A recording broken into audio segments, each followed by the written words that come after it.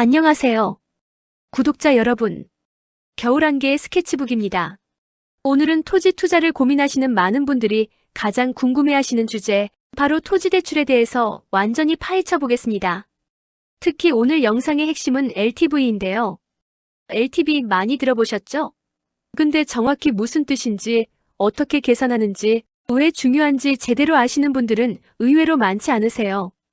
오늘 이 영상 하나면 토지 대출의 어부터 지까지 초보자분들도 완벽하게 이해하실 수 있도록 준비했습니다. 감정평가가 뭔지, PF 위기가 우리 토지 시장에 어떤 영향을 미치는지, 1금융권과 2금융권 중 어디가 유리한지, 그리고 실제로 대출받을 때 꼭 체크해야 할 사항들까지 모두 담았습니다. 자, 그럼 시작해볼까요? 영상이 도움되신다면 좋아요와 구독 부탁드리고요. 자, 본격적으로 시작하기 전에 먼저 이 질문부터 던져볼게요. 왜 토지 대출은 아파트 담보대출보다 어려울까요? 여러분, 아파트 사실 때를 떠올려보세요. 네이버나 다음에서 시세 검색하면 바로 나오죠? 이 아파트 실거래가가 10억이네, 5억이네 이렇게 말이에요. 근데 토지는요? 정해진 가격이 없어요.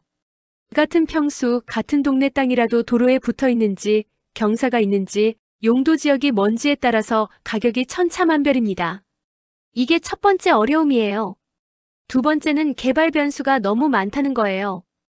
농업진흥구역인지, 그린벨트인지, 접근 도로가 있는지 없는지. 이런 복잡한 변수들 때문에 금융기관 입장에서는 이 땅이 진짜 가치가 얼마나 될까? 판단하기가 정말 어렵습니다. 세 번째, 이게 재미있는데요. 같은 토지를 가지고 A은행, B저축은행, 신용협에 가면 LTV가 다 달라요. 왜 그럴까요? 각 금융기관마다 내부 심사 기준이 다르고 심사하는 담당자의 보수적 성향에 따라서도 달라지기 때문이에요. 마지막으로 지금같이 고금리 시대, PF 위기가 터진 국면에서는 더욱 보수적으로 심사합니다. 한도는 줄이고 금리는 올리고. 이게 현실이에요. 그래서 토지 대출은 준비가 정말 중요합니다. 무작정 은행 찾아가시면 안 되고 오늘 제가 알려드리는 내용들을 꼼꼼히 체크하셔야 해요. 여러분, 집 살 때나 땅 살 때 가장 먼저 듣게 되는 단어, 바로 LTV죠. 대체 이게 뭔지, 내 대출 한도랑 무슨 상관인지 딱 1분 안에 정리해 드릴게요. LTV는 담보인정 비율이라는 뜻이에요. 쉽게 말해서 은행이 이 물건의 가치를 얼마로 인정하고 돈을 빌려줄 것인가를 결정하는 비율입니다. 계산 방법은 아주 간단해요. 대출 금액을 담보 가치로 나누면 끝. 여기서 진짜 중요한 꿀팁 하나 알려드릴게요. 분모에 들어가는 담보 가치는 우리가 흔히 보는 네이버 부동산 시세가 아니에요. 전문가가 매긴 감정평가의 기준이라는 점 꼭 기억하세요. 그럼 우리가 LTV를 볼 때 꼭 알아야 할 성격 세 가지는 뭘까요? 첫째, 리스크 관리의 척도입니다. 은행은 LTV가 낮을수록 나중에 돈 떼일 걱정 없네 하고 안전하다고 생각해요. 반대로 우리 입장에서는 LTV가 낮아질수록 대출 한도가 줄어드니까 자금 계획을 더 타이트하게 잡아야겠죠? 둘째, 누가 정할까요? 정부 규제도 중요하지만 최종 결정은 각 은행의 내부 정책과 감정평가 결과에 따라 달라집니다. 은행마다 적용 비율이 다를 수 있으니 발품 파는 게 이득이에요. 셋째, 물건마다 비율이 다릅니다. 팔기 쉬운 아파트는 보통 LTV가 높게 나오지만 상대적으로 잘 안 팔리는 토지는 감정가의 40에서 60% 수준으로 훨씬 보수적으로 잡힙니다. 그래서 우리는 최대한 높은 LTV를 받는 게 유리합니다. 왜 그런지는 다음 슬라이드에서 더 자세히 비교해 드릴게요. 자, 먼저 공식부터 살펴볼까요? 화면을 보시면 LTV 기본 공식이 나옵니다. LTV는 대출금액 선순위채권 보증금을 담보가치, 즉 감정가로 나눈 비율이에요. 여기서 정말 중요한 포인트. 분자에 단순히 내가 빌릴 원금만 넣으면 안 됩니다. 기존에 받은 선순위 대출이나 세입자에게 줄 임차 보증금 같은 모든 선순위 권리금액을 합쳐야 정확한 비율이 나옵니다. 먼저 LTV가 뭔지부터 딱 짚고 갈게요. LTV는 영어로 Loan to Value, 우리말로 하면 담보인정 비율이에요. 쉽게 말하면 이 집의 가치 대비 얼마까지 빌려줄게요. 를 %로 표현한 거예요. 예를 들어 10억짜리 집에 LTV가 50%라고 하면 최대 5억까지 빌릴 수 있다는 뜻이죠. 근데 여기서 중요한 게 있어요. 많은 분들이 LTV 70%면 7억 빌릴 수 있겠네 하고 단순하게 생각하시는데 실제로는 그보다 훨씬 복잡합니다. 왜냐? 빼야 할 항목들이 있거든요. 그게 오늘의 핵심 포인트입니다. LTV에서 차감되는 항목 3가지. 자, 이제 대출 한도에서 실제로 빠지는 항목들을 하나씩 살펴볼게요. 총 3가지입니다. 첫 번째는 선순 이체권 최고액이에요. 이게 뭐냐면요. 등기부등본을 떼보면 근저당권이 설정되어 있는 경우가 있잖아요. 그 근저당권에 적힌 채권 최고액이 바로 이 항목이에요. 근저당권이란 쉽게 말해서 이 집을 담보로 돈 빌려줬어요 라고 등기부등본에 공식적으로 적어두는 거예요. 그런데 여기서 주의할 점이 있어요. 실제로 빌린 돈이 1억이라고 해서 채권 최고액이 1억이 아니에요. 보통 실제 대출금의 120에서 130%로 설정이 돼요. 왜냐면 이자나 연체료까지 포함해서 여유 있게 설정해두기 때문이죠. 그러니까 은행 입장에서는 이 집에는 이미 이만큼 선순위 채권이 있으니까 그걸 빼고 나한테 남는 게 얼마야? 를 계산하는 거예요. 두 번째는 소액 임차보증금 현장에서는 흔히 반공제라고 부르는 항목이에요. 이건 주택이나 상가 건물에 세입자가 있을 경우 해당돼요. 임차인이 경매 등의 상황에서 최우선으로 변제받을 수 있는 금액이 법으로 정해져 있는데 그 금액만큼을 대출 한도에서 미리 빼는 거예요. 예를 들어 서울 지역 주택의 경우 일정 금액까지는 세입자가 우선 가져가게 되어 있거든요. 은행 입장에서는 나중에 경매로 넘어가면 세입자한테 먼저 줘야 하니까 그만큼은 내 몫에서 빼야지라고 생각하는 거예요. 그래서 세입자가 있는 물건은 대출 한도가 생각보다 줄어드는 경우가 많답니다. 세 번째는 유치권이나 특수권이 문제예요. 유치권이란 쉽게 말하면 나 이 집에 공사비 못 받았으니까 점유할 거야 같은 상황이에요. 이런 법적 분쟁 소지가 있는 권리가 걸려 있으면 은행에서는 대출을 아예 안 해주거나 아니면 대폭 줄여서 승인해줘요. 왜냐면 나중에 경매로 넘어가도 얼마를 받을 수 있을지 예측이 안 되니까요. 그래서 부동산 매입 전에 등기부등본과 현황을 꼼꼼히 살펴보는 게 굉장히 중요합니다. 자, 그럼 이제 실제 숫자로 계산을 해볼게요. 상황을 이렇게 가정해 볼게요. 감정평가 기준 집값 10억 원. LTV 기준율 70% 이론상 최대 7억. 등기부등본상 선순위 근저당 채권 최고액 2억 4천만 원. 소액임차 보증금 반공제 1억 2천만 원. 유치권 없음. 계산해 볼게요. 먼저 LTV 기준 최대 대출 가능액은 10억 곱하기 70% 7억 원이에요. 여기서 차감 항목을 빼줍니다. 7억에서 선순 이체권 2억 4천만, 반공제 1억 2천만 을 제외하면 4억 2천만 원. 그리고 최종 LTV를 다시 계산해보면 4억 2천만 나누기 10억 곱하기 100 하면 42%. 이 숫자, 바로 실제 적용되는 LTV예요. 70%인 줄 알았는데 막상 계산해보니까 42%밖에 안 된다는 거죠.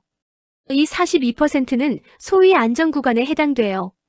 즉 금융기관 입장에서는 리스크가 낮다고 보는 수준이에요. 어떠세요? 이렇게 보니까 은행이 왜 내 대출 한도를 이렇게 줄였지? 싶었던 의문이 좀 풀리시나요? 그리고 꼭 기억해두세요. LTV 몇 %라는 숫자가 내 대출 한도의 전부가 아닙니다. 차감 항목을 반드시 확인해야 진짜 한도가 나옵니다. 자, 이제 많은 분들이 궁금해하시는 부분입니다. 왜 같은 부동산인데 아파트는 LTV가 높고 토지는 낮을까요? 왼쪽을 보시면 주택, 특히 아파트의 특징이 나와 있어요. 첫째, 거래 사례가 풍부합니다. 네이버 부동산만 들어가도 이 아파트 지난달에 10억에 거래됐네, 저번 주에는 9억 8천에 거래됐네 다 보이잖아요. 시세 데이터가 넘쳐나니까 은행 입장에서 가치 판단이 쉬워요. 둘째, 표준화되어 있어요. 84제곱미터 아파트는 어디든 비슷하죠. 방 3개, 화장실 2개. 이렇게 규격화되어 있으니까 평가하기 쉬운 거예요. 셋째, 유동성이 높아요. 아파트는 팔려고 내놓으면 보통 몇 달 안에 팔리잖아요. 은행 입장에서는 문제 생겨도 빨리 처분해서 원금 회수 가능하겠네 이렇게 생각하는 거죠. 그래서 주택 LTV는 70에서 80%까지도 가능합니다. 반면 오른쪽 토지를 보세요. 첫째, 개별성이 강해요. 같은 평수 땅이라도 위치, 형태, 접도, 경사, 용도 지역. 모든 게 다 달라요. 이 세상에 똑같은 토지는 없습니다. 둘째, 규제 변수가 많아요. 농업진흥구역이냐 아니냐, 도로가 있냐 없냐, 개발 행위가 가능하냐 불가능하냐. 이런 법적 제약들이 가치에 엄청난 영향을 미쳐요. 셋째, 유동성이 낮아요. 토지는 한번 내놓으면 6개월, 1년 걸려도 안 팔리는 경우가 많죠. 그래서 토지 LTV는 실무상 40에서 60% 정도로 보수적으로 나옵니다. 여기서 팁 하나. 토지라도 자료를 잘 준비하면 LTV를 올릴 수 있어요. 예를 들어 이 땅은 인근에 도로 개설 계획이 있고 용도 지역 변경 가능성이 있고 개발 수요가 있다는 걸 체계적으로 입증하면 은행도 좀 더 적극적으로 평가할 수 있습니다. 자, 이제 많은 분들이 어렵게 생각하시는 감정평가에 대해 알아볼게요. 감정평가 영어로는 리얼 이스테이트 어프레이저이라고 하는데요. 간단히 말하면 이겁니다. 전문가가 이 땅이 얼마나 가치가 있는지 객관적으로 평가해주는 거예요. 여러분이 내 땅은 10억이야 라고 주장해도 은행은 안 믿어요. 반드시 국가 자격증을 가진 감정평가사가 평가한 보고서가 있어야 합니다. 감정평가는 크게 3가지 방식으로 이루어져요. 첫째, 비교 방식. 이게 가장 많이 쓰이는 방법인데요. 주변에 거래된 유사한 토지 사례들을 찾아서 이 땅은 저 땅이랑 비슷하니까 비슷한 가격이겠네 이렇게 비교하는 거예요. 둘째, 원가 방식. 이건 이 땅을 새로 조성하려면 얼마가 들까? 를 계산하는 방법이에요. 주로 조성된 택지나 개발지에서 사용합니다. 셋째, 수익 방식. 이 땅으로 임대 수익이나 사업 수익을 낼 수 있다면 앞으로 벌어들일 수익을 현재 가치로 환산하면 얼마지? 이렇게 계산하는 거예요. 감정평가 보고서에는 토지의 위치, 등기부등본 정보, 권리관계, 주변 시장 분석, 그리고 최종 평가가액이 나옵니다. 이 평가가액이 바로 여러분의 대출 한도를 결정하는 핵심 숫자가 되는 거예요. 그래서 정말 중요합니다. 그렇다면 감정평가사는 어떤 기준으로 가격을 매길까요? 크게 5가지 핵심 요인이 있습니다. 첫 번째, 입지와 접근성입니다. 이게 정말 중요해요.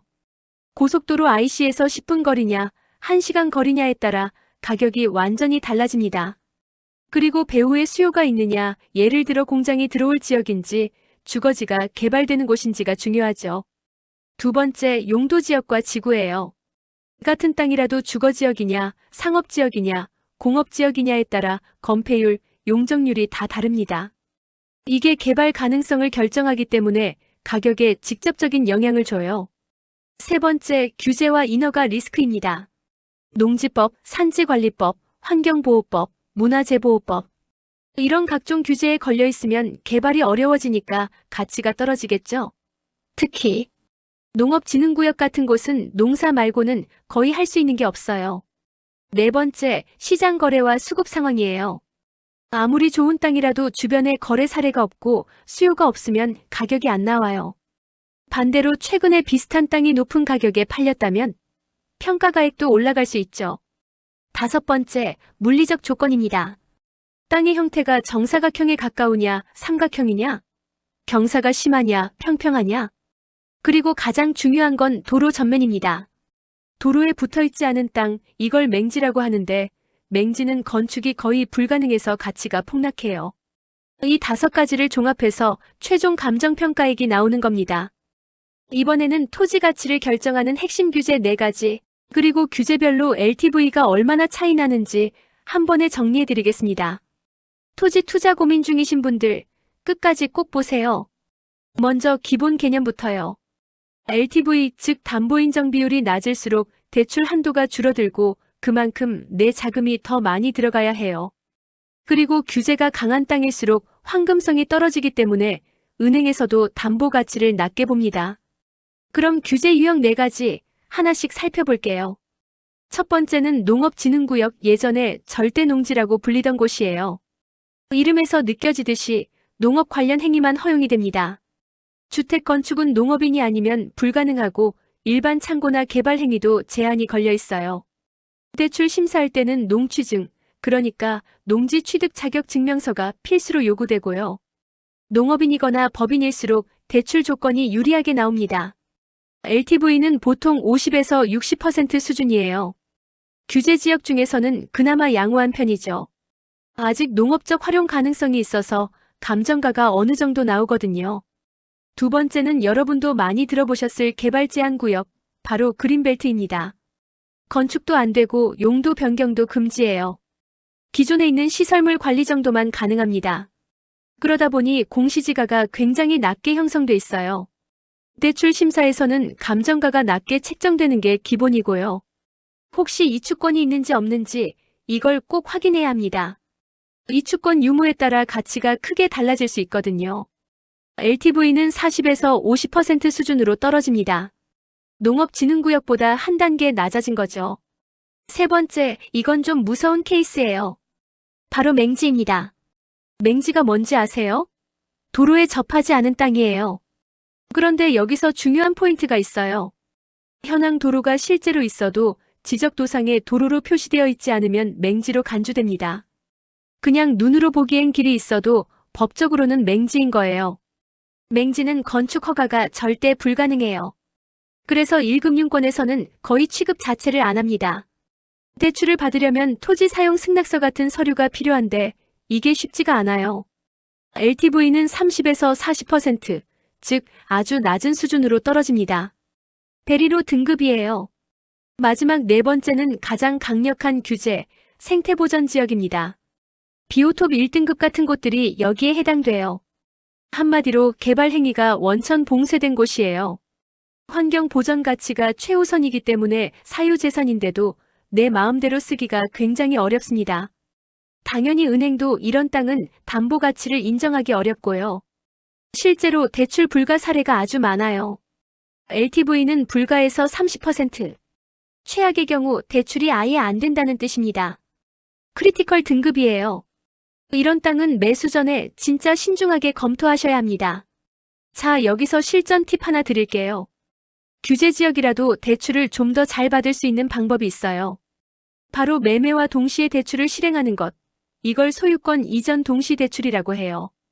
기존에 이미 갖고 있는 토지를 담보로 대출받는 것보다 매매 계약과 동시에 대출을 일으키면 한도가 더 높게 나오는 경향이 있습니다. 매매가를 기준으로 감정이 들어가기 때문이에요. 규제 지역 토지를 매수 고려 중이시라면 이 방식을 꼭 금융기관과 먼저 상담해 보세요. 이번 시간은 부동산이나 토지 투자를 계획하시면서 대출을 받을 때 누구나 한 번쯤 크게 고민하게 되는 주제를 가져왔습니다. 바로 1금융권과 2금융권 비교입니다. 과연 나에게 딱 맞는 대출 기관은 어디일지 오늘 영상 하나로 확실하게 정리해 드릴게요. 대출을 알아볼 때 가장 먼저 부딪히는 딜레마가 있죠. 금리 대 한도, 당신의 우선순위는? 먼저 표를 보면서 두 곳의 특징을 직관적으로 살펴볼게요. 1금융권 국민은행, 신한은행 등 시중은행을 말하며 대출 금리가 연 4에서 5%대로 상대적으로 저렴하다는 아주 큰 장점이 있습니다. 부대 비용도 인지세 외에는 추가 비용이 적은 편이죠. 2금융권은 농협, 새마을금고 등 상호금융 같은 것을 말하며 금리는 연 5에서 7%대로 다소 높은 편이고 각 조합별로 금리가 다르게 적용됩니다. 그리고 조합 출자금이나 취급 수수료 같은 부대 비용이 발생할 가능성이 있다는 점도 체크하셔야 해요. 대출 한도와 심사 기준의 차이를 살펴보면 하지만 LTV 한도, 즉 대출을 얼마나 많이 내어주느냐를 보면 이야기가 180도 달라집니다. 1금융권은 감정가의 40에서 50%만 인정해줄 정도로 대출 한도를 매우 보수적으로 적용합니다. 게다가 돈을 빌리는 사람의 소득과 신용도를 아주 중요하게 보고 나대지나 임야 같은 토지는 대출 취급을 기피하는 깐깐한 모습을 보입니다. 반대로 2금융권은 감정가의 60에서 80%까지 대출이 나올 정도로 감정가와 한도를 아주 공격적으로 산정해줍니다.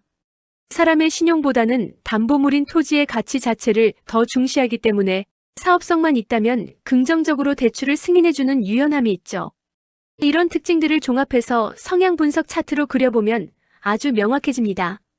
1금융권은 낮은 금리와 지점 접근성에서 유리하고 2금융권은 높은 한도, 심사 유연성, 그리고 빠른 취급 속도에서 강점을 보입니다. 자, 그렇다면 어디를 선택해야 할까? 여러분의 상황에 맞춰서 딱 정해드릴게요. 1금융권을 적극 추천하는 분들.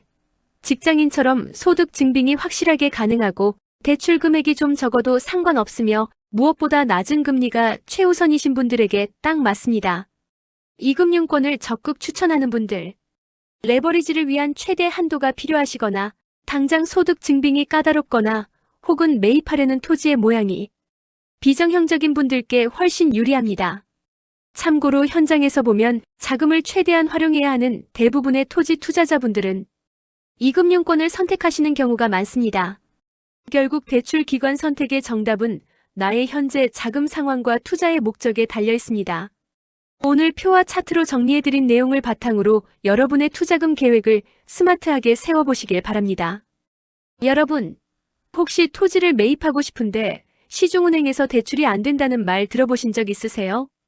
오늘은 그런 분들을 위해서 2금융권인 단위농협, 축협, 새마을금고를 활용해서 토지 대출을 성공적으로 받는 실전 전략을 알려드릴게요. 끝까지 보시면 진짜 도움 되실 거예요. 자, 그럼 본격적으로 시작해 볼게요. 2금융권 토지 대출 어떻게 진행하면 될까요? 크게 4단계로 나눠서 설명드릴게요. 첫 번째, 타겟 지점 선정입니다. 무턱대고 아무 지점이나 가시면 안 돼요. 핵심은 토지 소재지 인근 관내 지점을 우선 공략하는 거예요. 왜냐하면 타 지역 지점은 취급 제한이 있거나 한도가 축소될 가능성이 높거든요. 그러니까 반드시 그 토지가 있는 지역 근처 지점부터 먼저 접촉하세요. 두 번째, 서류 준비와 탁상 감정입니다. 여기서 많은 분들이 실수하시는 게 기본 서류만 딱 갖다 주시는 거예요. 그렇게 하시면 안 됩니다. 기본 서류에 더해서 가치 입증 자료를 함께 제출하셔야 해요. 이게 감정평가사에게 이 토지의 잠재 가치를 어필하는 핵심 단계거든요. 세 번째, 조건 비교와 협상입니다. 절대 한 곳만 알아보지 마세요. 최소 3군데 이상 견적을 비교하셔야 해요.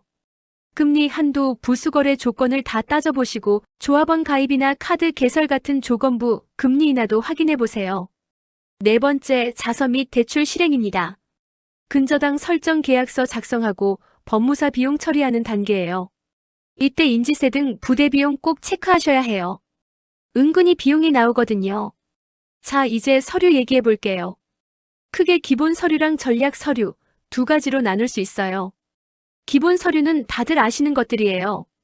신분증, 인감도장, 주민등록등본, 초본, 소득증빙자료. 그리고 토지 관련해서는 토지 등기권리증, 지방세국세 완납증명, 토지 이용 계획 확인원이 필요해요. 근데 진짜 중요한 건 다음입니다. 바로 한도 상향을 위한 전략 서류예요. 첫 번째가 개발계획도나 가설계 도면이에요. 이게 왜 필요하냐면요. 지금 당장은 나대지처럼 보여도 이 땅에 이런 건물을 지을 수 있다는 건축 가능성을 증명해주는 서류거든요. 감정평가사 입장에서 이게 있고 없고 차이가 크게 납니다.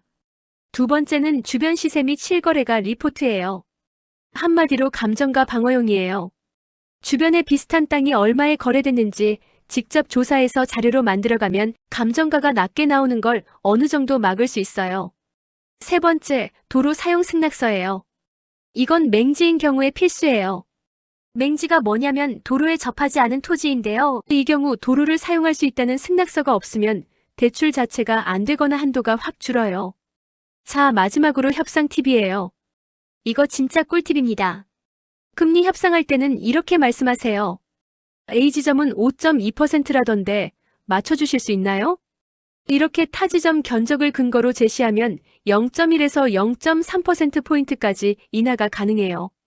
작은 것 같아도 대출 금액이 크면 이게 엄청난 차이거든요. 비용 측면에서는 중도 상환 수수료 면제나 감면 조건 꼭 확인하세요. 단기간만 자금 쓸 거라면 금리보다 이 수수료 조건이 훨씬 더 중요할 수 있어요. 마지막으로 준조합원 가입인데요. 농협이나 축협, 새마을금고에 준조합원으로 가입하면 세금 우대 혜택이랑 금리 혜택을 동시에 받을 수 있어요. 가입 비용이 크지 않으니까 꼭 활용해보세요. 오늘 내용 정리해드릴게요.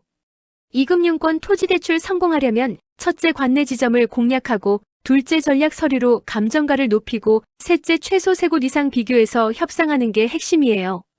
참고로 지점별로 여신 규정이 다를 수 있으니까 반드시 해당 지점에 직접 확인하시는 거 잊지 마세요. 오늘은 부동산 개발 투자를 하다 보면 반드시 만나게 되는 개념, 바로 PF, 즉 프로젝트 파이낸싱에 대해서 제대로 파헤쳐 볼 거예요. PF 대출, 브릿지론, 시행사 뉴스에서 자주 듣긴 했는데 뭔 말인지 잘 모르셨죠? 오늘 이 영상 하나로 완전히 정리해 드릴게요. 특히 토지 투자자분들께서는 끝까지 꼭 봐주세요. 여러분이 투자한 토지가 PF 구조 안에서 어떻게 움직이는지 그 핵심을 콕콕 짚어드리겠습니다. 자, 먼저 가장 기본적인 질문부터 시작해 볼게요. PF가 대체 뭔데요? PF는 프로젝트 퍼낸싱, 사업의 수익성 현금 흐름을 담보로 하여 자금을 조달하는 방식을 말하죠. 일반적인 대출을 생각해 보면 보통 은행에서 돈을 빌릴 때 담보가 얼마짜리예요? 이걸 제일 먼저 묻잖아요. 집이 10억이면 7억 빌려주고 이런 식으로요. 그런데 PF는 달라요. 담보물인 토지의 가치보다는 사업의 미래 현금 흐름, 즉 분양 수익을 상환 재원으로 보는 금융기법. 이게 핵심이에요. 쉽게 말하면 은행이 이 땅이 얼마짜리냐가 아니라 이 사업에서 앞으로 분양이 잘 될 것 같아. 이걸 보고 돈을 빌려주는 거예요. 그래서 아파트 100세대를 짓는다고 하면 그 100세대를 다 팔면 얼마가 들어오는지, 그 돈으로 대출을 갚을 수 있는지를 심사하는 거죠. 여기서 중요한 포인트 하나. 대주단, 즉 돈을 빌려주는 은행들은 사업성 평가를 최우선으로 합니다. 대주단이라는 말이 좀 낯선 분들을 위해 설명드리면 PF 대출은 보통 한 은행이 단독으로 하기엔 규모가 너무 커요. 그래서 여러 금융기관이 모여서 같이 돈을 빌려주는데 이 여러 기관이 뭉친 집단을 대주단이라고 해요. 이 대주단이 돈을 빌려줄 때 가장 중요하게 보는 게 뭐냐면 바로 사업성이에요. 분양률이 얼마나 될 것 같은가? 사업 지역의 수요는 있는가? 시행사가 믿을 만한가? 이런 것들을 종합해서 판단하는 거예요. 토지 가격이 아무리 비싸도 사업성이 없으면 대출이 안 나오고, 반대로 토지가 저렴해도 사업성이 좋으면 대출이 날 수 있는 게 PF의 특징입니다. 자, 이제 PF가 실제로 어떻게 진행되는지 흐름을 살펴볼게요. PF는 크게 두 단계로 나뉘어요. 1단계는 브릿지론 초기 단계. 개발 사업의 첫 번째 숙제는 뭐냐고요? 바로 토지 확보예요. 아파트를 짓든 상업시설을 짓든 간에 일단 땅이 있어야 사업이 시작되잖아요. 그런데 땅값이 수백억에서 수천억이 넘는 경우도 많아요. 시행사가 그 돈을 자기 돈으로만 낼 수가 없죠. 그래서 등장하는 게 브릿지론이에요. 브릿지, 다리라는 뜻이죠. 본 PF가 나오기 전까지 잠깐 다리 역할을 해주는 단기 대출이에요. 시행사는 이 브릿지론으로 토지계약금이랑 잔금을 치르고 땅을 확보해요. 그리고 이때 토지는 신탁사의 담보로 제공돼요. 이게 토지 투자자 입장에서 굉장히 중요한 부분인데요. 조금 이따가 더 자세히 설명할게요. 2단계는 본 PF 착공 단계. 토지가 확보되고 인허가도 받고 본격적으로 공사를 시작할 수 있는 조건이 갖춰지면 이제 본 PF가 실행돼요. 본 PF는 말 그대로 공사 비용을 조달하는 메인 대출이에요. 규모가 훨씬 크고 여러 금융기관이 참여하는 대주단이 형성되고 분양 수익을 상환 재원으로 해서 사업이 진행되는 거죠.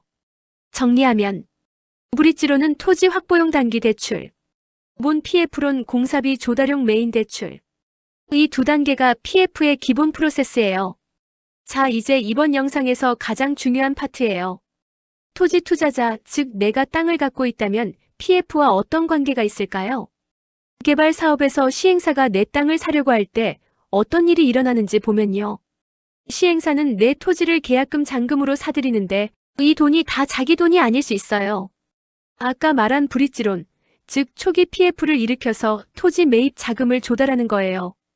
그리고 이 과정에서 토지는 신탁사의 담보로 제공돼요. 여기서 신탁이 뭔지 간단히 설명하면 토지의 소유권을 신탁사 명의로 이전하는 건데요. 이렇게 하면 은행 입장에서는 자기들이 통제할 수 있는 자산이 생기는 거라 안심하고 대출을 해주는 거예요.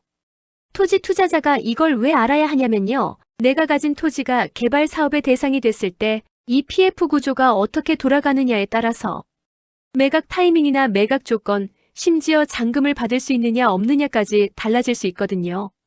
브릿지론이 막히거나 본 PF 승인이 안 나오면 사업이 멈추고 이미 계약된 토지 거래도 문제가 생길 수 있어요. 그래서 이 시행사가 PF를 잘 세팅할 수 있는 곳인가를 보는 게 토지 투자자에게도 굉장히 중요한 체크포인트가 되는 거예요. 자, 그럼 요즘 뉴스에서 말하는 PF 위기가 우리 토지 시장에 어떤 영향을 미치는지 알아볼게요. 화면을 보시면 4단계 화살표가 나와 있죠? 이게 PF 위기가 전파되는 경로입니다. 첫 번째 단계. 자금경색 PF 사업장에서 공사가 중단되거나 분양이 안 되면서 불이지론 상환이 지연됩니다. 그러면 금융기관들이 이거 위험하네 하면서 신규 대출을 확 줄여요. 특히 토지담보대출이 가장 먼저 타격을 받습니다. 왜냐면 은행 입장에서 토지 PF 사업 위험이라는 등식이 생기거든요. 두 번째 단계. 감정평가 보수와 감정평가사들도 바보가 아니에요. 시장에 위기가 오면 하방 리스크를 반영해서 평가를 보수적으로 합니다. 예를 들어 작년에 똑같은 땅이 10억으로 평가됐는데 올해는 8억으로 평가되는 거예요. PF 위기로 전체 토지 시장이 위축되니까 이 땅도 나중에 팔기 어렵겠네 하면서 낮게 평가하는 거죠. 세 번째 단계. 비용구조 악화 금리는 올라가고 보증료는 올라가고 책임준공 요구는 강화되고 모든 비용에 리스크 프리미엄이 붙어요. 리스크 프리미엄이 뭐냐? 위험하니까 돈 더 내 이거예요. 예전에 금리 5%였던 게 지금은 8%, 10% 이렇게 올라가는 거죠. 네 번째 단계. 시장 파급효가 결국 토지 거래가 위축됩니다. 대출이 안 나오니까 매수자가 줄어들고 매물은 쌓이는데 안 팔려요. 그러면 가격은 떨어지고 이게 악순환이 되는 거예요. 실제로 2023년부터 2024년까지 이런 일이 벌어졌어요. 특히 수도권 외곽이나 지방의 개발용 토지 시장이 크게 얼어붙었습니다. 핵심 메시지는 이겁니다. 지금 같은 PF 위기 국면에서는 토지 매입할 때 더욱 보수적으로 접근해야 해요. 나는 PF 안 할 거야 라고 해도 시장 전체가 위축되면 여러분의 토지 가치도 영향을 받습니다. 그래서 대출 의존도를 낮추고 자기 자본 비중을 높이는 게 중요해요. 자, 이제 정말 중요한 부분입니다. 지금까지 이론을 다 배웠으니 실전에서 어떻게 적용하느냐가 관건이죠. 여러분이 토지를 매입하고 대출을 받으려고 할 때 꼭 체크해야 할 5가지를 정리했습니다. 이거 프린트해서 옆에 두고 하나하나 체크하시면 좋아요. 첫 번째, 권리관계. 등기부등본을 떼세요. 갑구와 을구를 꼼꼼히 봐야 해요. 갑구는 소유권 부분이고 을구는 소유권 이외의 권리, 그러니까 근저당권, 지상권, 전세권 이런 게 나와요. 여기서 주의할 점. 선순위 채권이 있으면 LTV 계산에 포함됩니다. 그리고 가압류나 가처분이 걸려있으면 대출 자체가 불가능할 수 있어요. 특히 조심해야 할 게 유치권 주장이에요. 등기에는 안 나오는데 현장 가보니까 공사업자가 나 공사비 못 받아서 유치권 행사할 거야. 이러면 대출이 막혀요. 그래서 반드시 현장 답사와 권리관계 확인을 병행해야 합니다. 두 번째, 규제 및 인허가 체크하기 위해 토지 이용 계획 확인원 꼭 떼보세요. 이거 인터넷으로 간단히 발급돼요. 여기서 용도 지역을 확인하고 행위 제한을 봐야 해요. 아까 말씀드린 농업진흥구역, 그린벨트 이런 게 여기 다 나와요. 그리고 또 중요한 게 도로예요. 지적도상에 도로가 붙어 있는지 확인하세요. 현황으로는 길이 있는데 지적도상 맹지인 경우가 있어요. 이러면 건축이 안 되니까 대출도 어려워요. 세 번째, 스트레스 테스트. 이게 진짜 중요한데 많은 분들이 안 해요. 여러분이 이 땅 감정평가 10억 나올 거야 라고 예상했는데 실제로는 8억 나왔어요. 그러면 LTV 50%면 4억인데 여러분은 5억 받을 줄 알고 계약했던 거예요. 이러면 자금 계획이 다 틀어지죠. 그래서 항상 감정평가액이 10에서 20% 낮게 나올 수 있다고 가정하고 추가 자금을 확보해두세요. 이게 바로 리스크 관리예요. 네 번째, 상환 및 자금 계획인데요. DSR 규제 들어보셨죠? 총부채원리금 상환 비율인데 개인 차주는 이것 때문에 한도가 제한될 수 있어요. 여러분의 연소득 대비 모든 대출의 원리금 상환액이 40%를 넘으면 추가 대출이 어려워요. 사업자는 예외가 있습니다. 그리고 또 하나. 토지 대출은 보통 이자만 내는 거치식이 많은데 매달 이자 부담이 만만치 않아요. 1억 빌리면 금리 연 8%라면 월 66만 원 정도 나가는 거예요. 이거 6개월에서 1년치는 미리 확보해두세요. 다섯 번째, 비교 견적하기. 이거 정말 중요해요. 절대 한 군데만 가지 마세요. 최소 3군데에 가능하면 5군데 이상 견적을 받으세요. 은행, 단위농협, 새마을금고, 저축은행 다 돌아다니세요. 그리고 금리만 보지 말고 총 비용을 계산하세요. 취급수수료, 중도상환수수료, 감정평가 비용. 이거 다 합치면 몇백만 원씩 차이 나요. 화면 오른쪽 아래를 보시면 강조박스가 있죠? 준비된 자만이 기회를 잡는다. 이 체크리스트를 모두 통과했다면 여러분의 토지 대출은 99% 안전합니다. 자, 이제 마무리 단계입니다. 지금까지 배운 내용을 한 번에 정리하고 여러분이 오늘 당장 할 수 있는 액션 플랜을 드릴게요. 핵심 메시지를 다시 한 번 더 언급하면 토지담보대출에는 정가가 없습니다. 아파트는 시세가 정해져 있지만 토지는 여러분이 얼마나 자료를 잘 준비하고 어떤 전략으로 접근하느냐에 따라 LTV와 한도가 달라져요. 감정평가사에게 이 토지의 잠재력을 얼마나 잘 설명하느냐가 관건입니다. 오늘 당장 해야 할 3가지는 첫째, 토지 이용 계획 확인원을 발급받으세요. 정부24 사이트에서 5분이면 됩니다. 용도 지역 규제 사항을 확인하세요. 둘째, 접근로를 확인하세요. 지적도와 현황을 대조해보고 도로, 폭, 소유관계를 파악하세요. 사진도 찍어두시고요. 셋째, 등기부등본을 떼서 권리관계를 확인하세요. 선순위 채권, 가처분, 압류 이런 게 있는지 보세요. 이 3가지만 오늘 하셔도 여러분은 이미 80%의 토지 매입자보다 앞서가는 겁니다. 협상 포인트는 대출 상담 가실 때는 단순히 대출 얼마 나와요? 맘 묻지 마시고 금리는 얼마고 취급수수료는 얼마고 중도상환수수료는 몇 %인가요? 감정평가 비용은 제가 부담하나요? 은행이 부담하나요? 이렇게 구체적으로 물어보세요. 그리고 총 비용을 계산해서 비교하세요. 다음 단계로 각 단계별로 타임라인을 살펴보면 1단계 감정평가 의뢰 단계에서 1에서 2주 소요. 2단계 토지 설명 자료 포함한 서류 패키지 제출. 3단계 금융기관 복수 견적 비교하는데 1에서 2주. 4단계 최종 선택 및 실행. 이 과정이 빠르면 3주, 보통은 4에서 6주 정도 걸립니다. 급하게 하지 마시고 차근차근 준비하세요. 자, 마지막 슬라이드입니다. 이건 꼭 말씀드려야 하는 법적 고지사항이에요. 첫째, 본 자료는 교육용 일반 정보입니다. 제가 오늘 알려드린 내용들은 토지대출의 일반적인 원리와 실무 팁들이에요. 하지만 이게 투자 권유나 대출 권유는 아니에요. 여러분 각자의 상황과 목적에 맞게 판단하셔야 하고 의사결정의 책임은 여러분께 있다는 거 꼭 기억하세요. 둘째, 실제 조건은 다 다릅니다. 오늘 LTV 보통 40에서 60%예요 라고 말씀드렸지만 실제로는 여러분의 신용도, 소득, 담보 토지의 특성, 그리고 금융기관의 내부 정책에 따라 천차만별이에요. 같은 토지라도 A은행에서는 50%, B농협에서는 60% 이렇게 나올 수 있어요. 그래서 반드시 직접 상담을 받아보셔야 합니다. 셋째, 법령과 규제는 수시로 변경됩니다. 2026년 2월 현재 기준으로 말씀드린 건데요. 정부 정책이나 금융당국 규제는 정말 자주 바뀌어요. 특히 부동산 대출 규제는 정말 자주 바뀌죠. 그래서 실제로 실행하실 때는 최신 공고와 금융기관 안내를 꼭 확인하세요. 넷째, 전문가 상담을 권장합니다. 토지대출은 금액이 크고 법적으로 복잡한 부분이 많아요.